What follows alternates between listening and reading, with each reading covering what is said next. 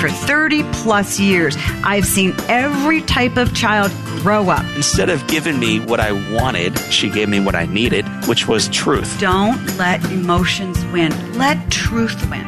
Do your very best, and you should have a lot of fun while you do it. And the better you get at something, the more fun you're going to have at something. You moms and dads are wired with everything you need to be a parent to a great kid.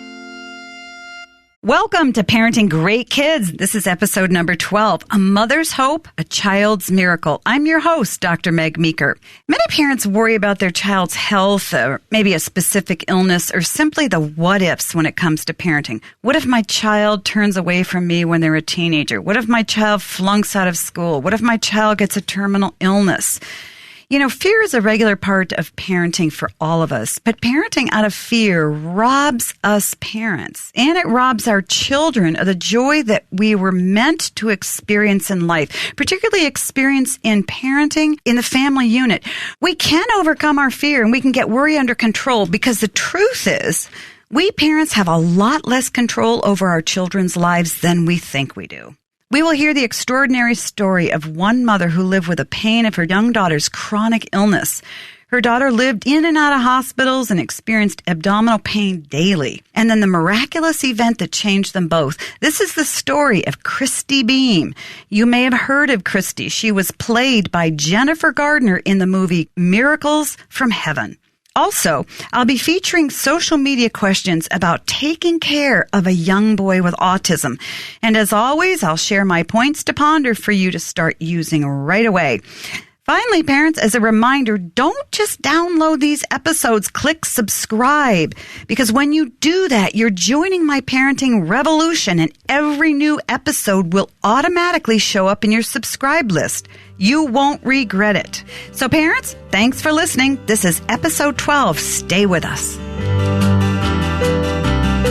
Parents, have you signed up for my e-newsletter? If you'll go to megmeekermd.com, I have a special gift for you. Plus, we'll keep in touch. I've got a brand new book coming out next spring, and we'll be announcing it along with some special giveaways to those on my email list first. So now, listen in on a conversation that I had with Christy Beam, and you will hear her extraordinary story. I'm really happy today to have Christy Beam on with me. She is the author of Miracles from Heaven, and maybe some of you have already seen the movie of the same name. Christy, thanks for joining me. Oh, thank you so much for having me. You have lived an extraordinary life. You've had some remarkable things, really miraculous things happen to you and to your family. First of all, we'll just sort of set the stage. Your daughter, Annabelle, had a chronic illness of her intestines. What was that illness? It was called pseudo-obstruction motility disorder, and that just simply means that her stomach and her intestines did not work. They did not fire synchronically, so the nerves miscommunicated with one another, and they didn't have their peristalsis, or the ability to squish and move food through the system and then evacuate it out. Wow. And how did that affect her life, your family's life? Goodness, that sweet baby was at about a pain level 9 and 10 every day of her life. She lived on the sofa in the fetal position with a heating pad on her stomach. She was on 10 medications a day, taken several times throughout the day.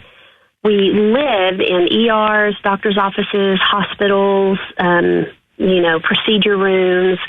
And we actually were blessed to get into the guru of pediatric gastroenterology, Dr. Samuel Nurko, in Boston.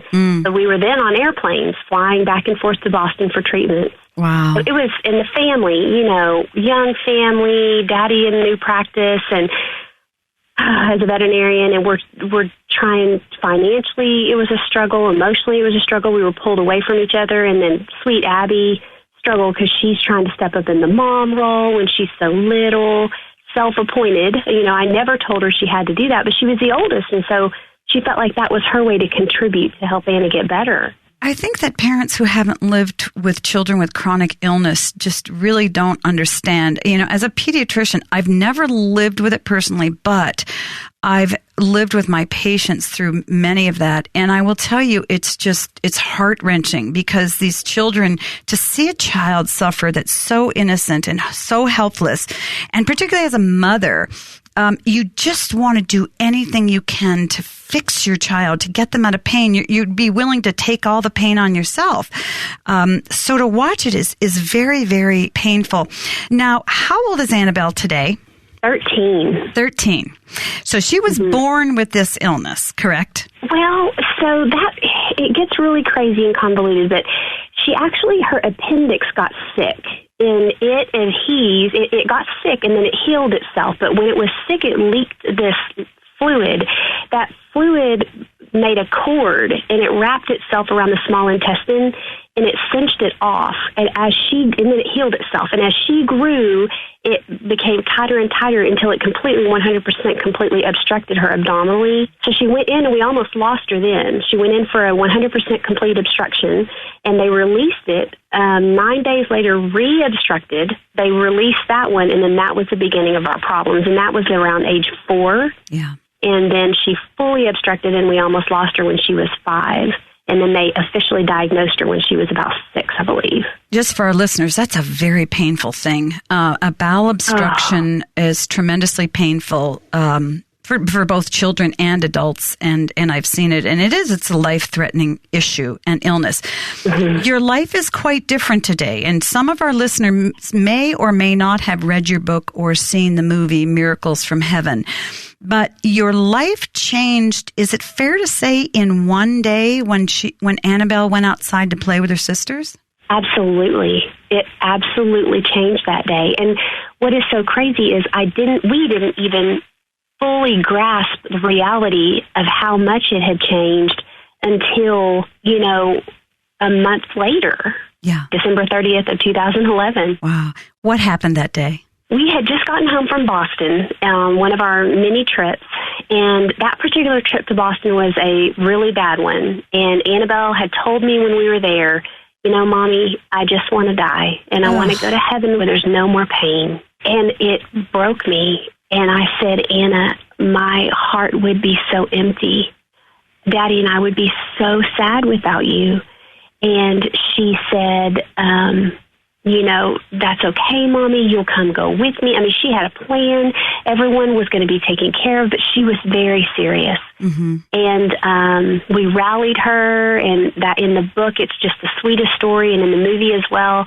And we get her home, and we're trying to heal from that alone, much less her being so sick and all the other issues going on around us, when Abby encourages Anna to go play. And Anna was laying on the couch in the fetal position, and all of a sudden she comes to me, and I'm doing laundry. She says, I think I'm going to go play, Mommy. I think I'm going to try. And so she did, and they went and did their favorite thing they love to do, which was climb trees. Mm. And Abby helped Anna, and they ended up, the little turkeys, climbing 30 feet in the air, and they put their back against the big tree and their feet against baby trees, and they caterpillared up and just inchwormed their way up the tree, 30 feet in the air. Mm. When they got 30 feet in the air, they sat on this one branch, and they were just sitting there talking when that branch began to give way. And Abby said, Anna, go in that little hole, that little nook in the tree, and wait for me to get my weight off the branch, and then I'll help you down, because she was so weak and so fragile. Mm-hmm. And so Anna did, but it wasn't just a little nook in the tree. It was literally an entrance. And so Anna went in that entrance and fell 30 feet head first, and hit her head 3 times on the way down, and landed on the top of her skull, and was entombed in the base of this hollowed-out cottonwood tree, 30 feet down for 5 hours. It took firefighters about 3 hours to get her out. Was she conscious the whole time in the tree? She was not. Okay. Mm-hmm. She was not. And that was what was so terrifying, because she was non-responsive. I never climbed the ladder up there to physically see her, but Kevin said it was a terrifying sight. And the firefighters were terrified, because they could not lower a man down to her. The hole was too small. They couldn't cut the tree down. So how were they going to get this baby out? Mm-hmm. But miraculously, she eventually just came to, very peaceful, very joyful, very calm. And the firefighters started screaming, she's responding. And my heart. And did you think she had died? I didn't want to believe she had died. I couldn't let myself go there, but I prayed and prayed and prayed and prayed. and walked in circles and prayed and prayed and prayed, because that's what Annabelle wanted most, that she last uttered to me in Boston was, I just want to die. And I remember saying, God, don't you take her. Not like this, not now. Don't you take her, God. So I think part of my mind was thinking that could be reality, but the other 90% of my brain was like, I can't go there. I'm not going to go there. Right. When you have hope, even if it's a small amount of hope, you hang on to that with your whole life. So you took her to the hospital, and tell us what happened over the next couple of months. Right away, she's eating and drinking normally. No more complaining of her stomach hurting. And, right away, she's eating and drinking, and I'm like, oh, wait, you can't really have that, or you shouldn't have that. Oh, I think it's fine. I think I'll just one time and we'll see what happens. And as she's bubbling her way out the door, and she's just bouncing and going to swing on the swing and jump on the trampoline, and I'm like, okay, she's awful different. And then really what was the first milestone was it had been 2 weeks, and it was time for her to rotate on one of her powerful antibiotics, because she always had what they call sludge in her gut, small bowel bacterial overgrowth. And so they would always give her one of 2 antibiotics that she rotated on and off in a cycle. And it was time to rotate on to one of the powerful ones. And so I called her gastroenterology specialist, and I said, she really doesn't show any of the signs or symptoms that she's previously shown to make me give her this. And they said, well, if you feel you want to wait a day or two, feel free. She will need it, but she just may not need it for a day or two. And that's okay. And we never gave her that medication for her stomach again. Had her pain left completely? Significantly, yes. She never, ever talked about her stomach hurting. Now, if you asked her, she would say, yeah, I guess it does a little. And then you would say, well, what's your pain number? And she would say, a 0 to a 1. Wow. Because I think she didn't understand life without pain. Like, she didn't know what it was to not have any pain at all. So she had this, how do you give no pain a number? So that's right. It was so odd. 0. It was so odd. Yeah. Had her personality changed? She became significantly more open. She was so quiet. She's still more quiet and reserved and reflective. That's just her personality. But she definitely became more energetic and full of life and wanting to conquer things and make up for lost time almost. Now, you didn't learn about what she had experienced for quite a while. Isn't that correct? Well, it was actually the very next day. Oh, and what did she say to you? Because is the movie accurate? Really accurate? No, it is definitely movie magic regarding Annabelle's experience inside the tree, and that's why I just so strongly encourage people to read the book Miracles from Heaven, because it gives detailed account of what she saw and said. And we were driving down the road in the truck, and the whole family was in the truck, and it was just quiet. The whole family was just taking in what had happened the night before. And all of a sudden she turns to me out of the blue and says, Mommy, I went to heaven when I was in that tree. And I just looked at her. And I so regret that I didn't say something brilliant and profound. All I said was, really? Well, you're probably in shock. I hate that. She's either making something up or she's not making something up, and I'm in shock. So how did you continue that conversation? Or did you want to say to her, what? Are you sure? In my head, I thought immediately, oh my, how they did a CAT scan. They did, or an MRI, or whatever the one of the two it is they do. They did that, and they cleared brain trauma. And I'm thinking, how hard did you hit your head? And, I'm thinking, oh my goodness. But then she says, and I sat on Jesus' lap, and I wanted to stay, Mommy, because there's no pain in heaven. And she just began to tell me word for word what they said to each other, what she saw, what she experienced. And it wasn't in a way of, please tell me you believe me. It was in a way of, I'm choosing to share this with you. Right. It was a deep knowledge that she had, that she didn't feel any threat that could be taken away from her. Exactly. That is the best way to describe it. And so I just listened, and I tried not to ask a lot of questions because I couldn't think of a way to ask a question that wouldn't put something in her head that would come from me, not from her. She would just come in and drop these little information bombs on me. Wherever I was in random places, she was like, oh, by the way, the gates of heaven really are made of gold, and they're really big and bright. And then she'd run out. And I would grab a pen and write down whatever I could wherever I was. What other kind of details did she give you? Well, she said, you know, Mommy, I always thought going to heaven would be like sitting on clouds, but it's really like being suspended above the universe. And you have to remember that she is 9 years old at this time. Right. 9 years old, yes. Yeah. And then she told me, she said, I asked if I could see the creatures. God told me, no, it's not your time, Annabelle. You cannot see the creatures. And I said, what creatures? And she said, you know, Mommy, the ones with the body of a lion and the head of an eagle. I was just, my mouth was wide open. Did you believe her automatically, or did it take some time? I did. Did her sisters, everybody else in the family?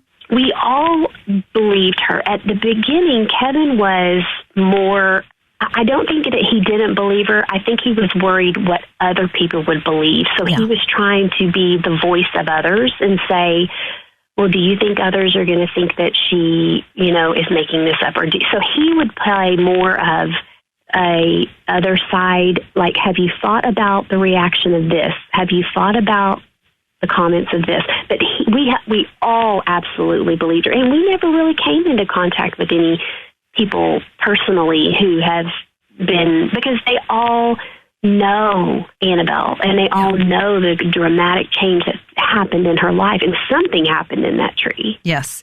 What has been the reaction to the film? Have you personally gotten any feedback, or first of all, what was your reaction to the film? Oh, we loved it. We were just so overwhelmed, full of emotions, just so overwhelmed because they did such an amazing job.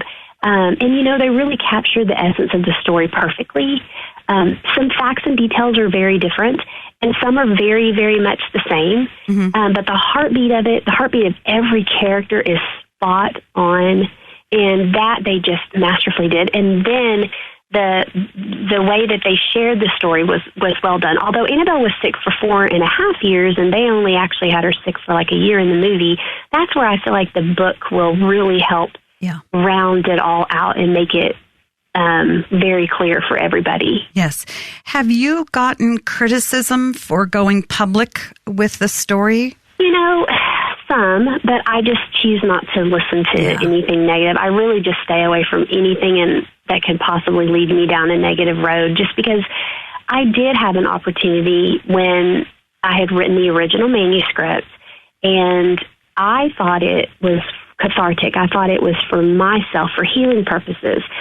But then it came a point where I had the opportunity to share it and go share it with the world or keep it to myself. And I just felt like it was very selfish to keep the story to myself.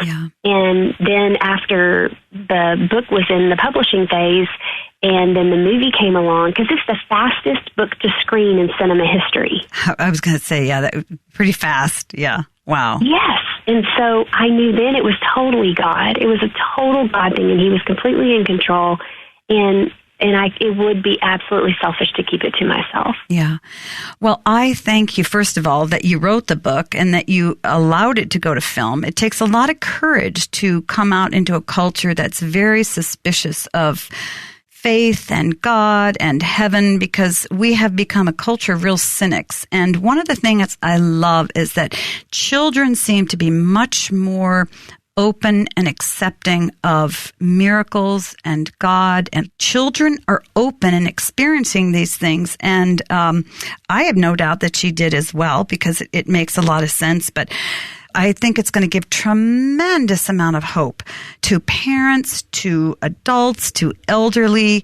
And isn't it so God to use a child to have this happen to, so that nobody can look and say, oh, she's just making up stories, because 9-year-olds don't make up stories like that. No. And the messages of hope and encouragement that people have the messages I get of the hope and encouragement people have received from all over the world, over the world. I cannot even begin to tell you. It is doing powerful things in people's lives, and it's God's story, and it's just amazing. Well, Christy, I would love to meet Annabelle one day, and I just wish you many, many, many blessings in the future. Thank you so very much. I tell people it's just that hope in darkness that we need to hear to keep us plugging along one more day, keep putting one foot in front of the other. Yes, indeed. And I just thank you so much for coming on our podcast and talking about this extraordinary experience. Thank you so much. Okay, thank you. Blessings.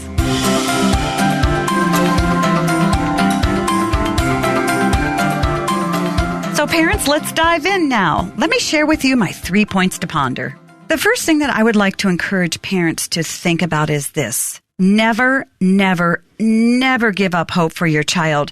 You know, Winston Churchill famously told men and women when he came in as Prime Minister of England during World War II to never, never, never give up. He said this because they were on the brink of entering the war.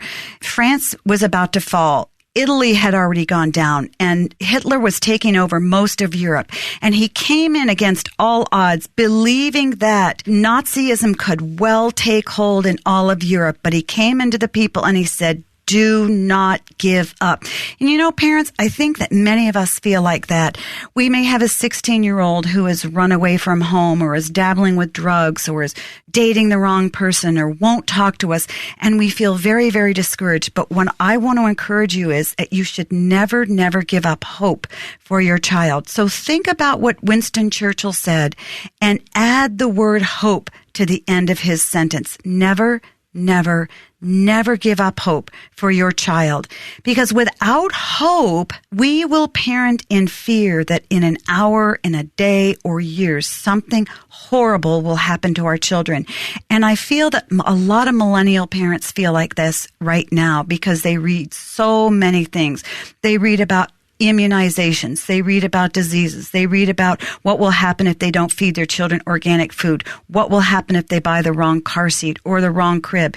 And you know, there's so much fear around. And I think that we really need to blast through this fear and put it to rest, because we need to parent out of hope and not out of fear. There's so much information available to parents, and they read a lot of information. And the truth is, friends, a whole lot of it is bad information. It's not medically sound. It's not well researched. It's all anecdotal. And it's one parent saying to another parent, this is my experience, and another parent saying, this is my experience. And pretty soon, if we say something repeatedly, even if it's false, that becomes truth because we hear it repeated over and over and over. So we've got to be very careful what we listen to, about what we read, and what we're going to believe. But it's very important that we believe truth about our kids, and we live with a tremendous amount of hope. The reason we need to stop believing everything that we read, A, because it's not medically sound, but it causes us to worry. And living with this type of worry is kind of like living in a prison. And neither a child nor a parent can thrive if you're living in a prison of worry. Constant worry. So I want to encourage you, parents, stop worrying. Counter worry with faith. You should have faith in your ability to parent your child really well, faith in God that when you mess up, He's got your back, and faith in your character to impress upon your children what you want for them and believe about them and love about them. Never, never give up hope for your child, no matter what your situation is today with your child, what your relationship is like, what illness your child may have, what situation he may be struggling with in school, what grades he may be getting, what conflict he may be in. Never, never give up hope for your child. There is a way out, and do not let yourself settle into the prison of worry. That's my first point to ponder. Second, look for your own miracles. Your child probably won't fall into a tree and be healed like Christy's daughter was, but he will experience miracles on a much smaller scale. After he learns to crawl, He's going to one day suddenly stand up and walk. That's a miracle. He'll go from not saying intelligible words to looking up to you one day in the face and saying, I love you, Mama. He will bring a toy to a hurting child, or maybe he'll get older and volunteer to help you clean up, or maybe your daughter will raise money for a trip to Guatemala to comfort children in an orphanage. If you begin to look for miracles working in your children and in your children's lives, you will begin to see them. They're smaller miracles, but they're miracles nonetheless. Having a child who goes from not being verbal to talking is a miracle. A child going from crawling to suddenly standing and walking is a miracle. A child who goes from being very, very self-centered to wanting to care for another person or comfort a classmate or comfort another person that they see in need is a miracle. So begin to look for miracles, because they will be there. And they are there, but you need to be ready to see them. Third, remember that your child's story isn't fully written. So many times I have parents who come in very despondent over a child who's maybe 10 or 11 and they're being bullied in school, and maybe their grades are going down and the child is very anxious and they don't like school and they want mom or dad to pull him out of the school and send him to a different school because they just can't stand one more day at that school. And parents feel that their backs are up against the wall and they feel like their child is doomed academically. And the truth is, the child is not doomed academically. You know, they can get past the difficulty that they're in because their story isn't fully written. Many times I'll talk to a parent of a 15 or 16 or 17-year-old child who is estranged, who's turned their back on the family, who won't talk to mom or won't talk to dad, or has hit the streets because they don't want to live with your family anymore. They're so angry with one parent or the other, particularly a child who's suffered through a divorce with a parent may estrange him or herself from one parent to the other. And the parent feels like, my relationship with my child is done. There's nothing more that I can do. And my life with this child isn't going to get any better. And I look at them and say, you know what? Your child's story isn't fully written. They're only 11. They're only 13. They're only 16. They're only 25.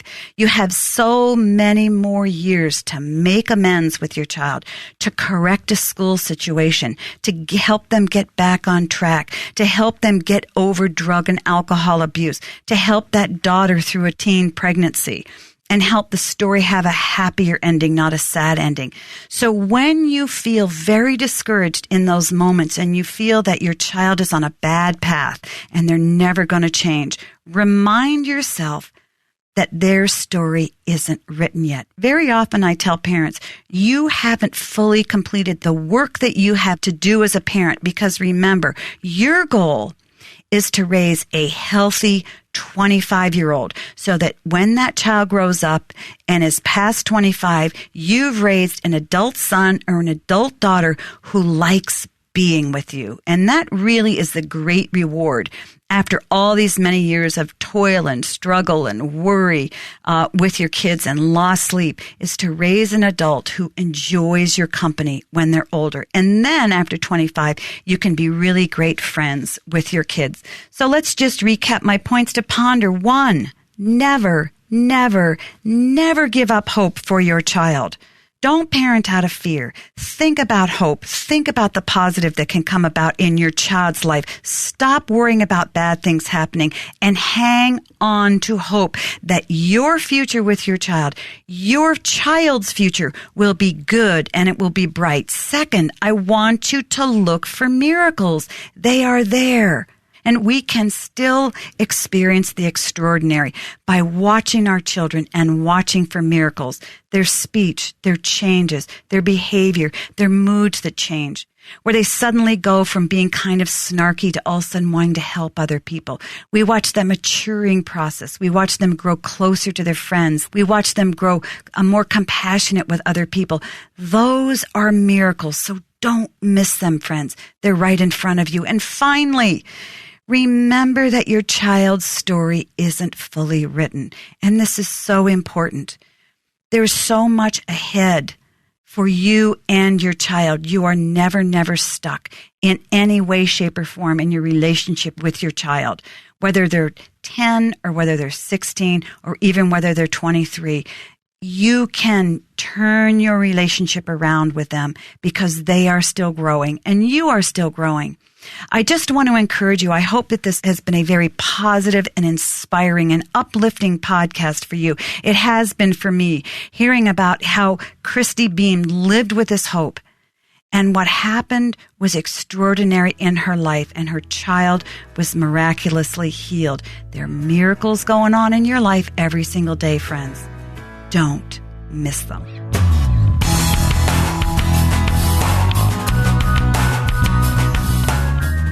All right, let's get social. I want to hear from you and interact with you. You can find me on Facebook, Instagram, and Twitter, or you can go to megmeekermd.com and click on the links. You can send me a question on Facebook or email it to me at askmeg@megmeekermd.com. Again, that's askmeg@megmeekermd.com. And I have a question now from Kayla, and Kayla writes, Dr. Meeker, I've been a nanny to a beautiful 4-year-old boy for a year and a half. I was listening to your podcast, and I want to be the best nanny I can be for him. He was diagnosed with autism about 9 months ago, and that's been a huge learning curve. How can I make the most of my time with him? Well, Kayla, I want to say that this little boy's parents are very, very lucky parents to have a person like you in his life who cares so much for him. And I'm very grateful to hear that there are women out there who are caring for boys like this one lucky young boy. First of all, I think it's very important for you to learn to read him. Spend some time watching. Spend some time listening. Spend some time studying him. What are his needs? What are his habits? What does he like and what does he dislike? You know, we do that with all of our kids anyway, but that's particularly important when you have a child with autism because autism is expressed in many different ways in all different children with autism. You know, some autistic children don't like to eat certain colored foods, certain texture foods. They don't like certain fabric to touch their skin. Some children with autism have difficulty making eye contact. Some kids don't like to touch. They don't like to hug. So figure out by studying this young man, where are his struggles? Where are the deficits? What is he really struggling with? And then gently move in and try to help him overcome those. For instance, if you find that he has difficulty with certain types of textures of food, you might want to gently introduce some of those odd texture foods to him, very little bits at a time. If he has difficulty with touch and hugging, you might want to work very gently over the months, getting him a little more comfortable coming closer to you or touching you. Wherever you find the deficit, then work at helping him overcome that. And you have to study him very carefully because the deficits can be very subtle if you're not paying attention. The other thing that I would encourage you to do is ask his parents what makes him feel secure. You know, sometime when he isn't around, tell his parents that you would like to speak to them privately and say, what are the 3 most important things you would like me to do with your son while you're away? Because my goal is to support your parenting. So if they discipline in a certain way, you want to be sure that you discipline in a certain way. If they talk to him in a certain way, you want to mimic the way that they're talking to him, assuming it's a healthy way, which I'm sure it is. So in other words, ask his parents for their help and advice in working with him. But I think that if you study him, you pay attention to his deficits, you work very gently and patiently and consistently in helping overcome 1 or 2 of those deficits at a time, and you work closely with his parents, you can't go wrong. Thanks so much for your great work, Kayla. I sure appreciate your question. As always, parents, keep sending me your questions at askmeg@megmeekermd.com. Again, that's askmeg@megmeekermd.com. Parenting is tough business because it demands mental and physical and emotional energy. And it's meant to be this way because when we get through the challenges with our children and we see miracles happen in front of us, life becomes so much richer. The miracle that you need may not be healing of your child's illness. The miracle you need may be patience for you to get through another day, or it may be energy, or it may be encouragement. If you're a single mother, it may be getting financial help. If you're a single dad, you might need advice or encouragement that you're doing the right thing by your kids. Every single one of you needs encouragement. I need encouragement. And that's exactly why I'm doing this podcast for you, to encourage you that, you know what? I'll bet you if we sat down and had coffee and I could watch you parent your kids for a day, I could be able to tell you you're doing a much better job parenting than you really think you are. We all need a lot of encouragement, whether it's small or large. Each of us needs miracles too. And these come when we choose to look for them, and we choose, and it is a choice, to hold on to hope for our parenting, hope for our kids, and hope for our future. And you know what, friends? In this day and age, I think it's more important than ever, with so much negative stuff going on around us, so much bad news. We turn on the television and we hear bad news. We go on the internet and we read about all the dangerous things that are out there for our kids. We read about all the mistakes that we can make parenting. Stop all that. Pull yourself away from that and say, today I'm going to choose to believe that my future with my kids will be good. I'm going to hold on to hope, not just for me as a parent.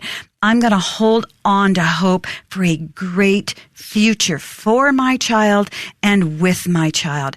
So I'd like to thank again my wonderful guest, Christy Beam. What a remarkable story. And I'm so grateful that she came forward and told her story and shared it with us so personally here today on this podcast. Before we go, let me recap my points to ponder. 1, never, never, never give up hope for your child. Look for your own miracles, because I guarantee they're tucked in around many events during your day. And remember that your child's story isn't fully written. So remember, until next time, friends, great kids are raised, not born. We hope you've enjoyed listening to Parenting Great Kids. You can like Dr. Meg on Facebook and follow her on Twitter at MegMeekerMD. Just as a reminder, go to megmeekermd.com and sign up for the newsletter for giveaway opportunities and updates so that when her new book comes out, you'll be the first to know. And don't forget to share the podcast, write us a review, and click subscribe.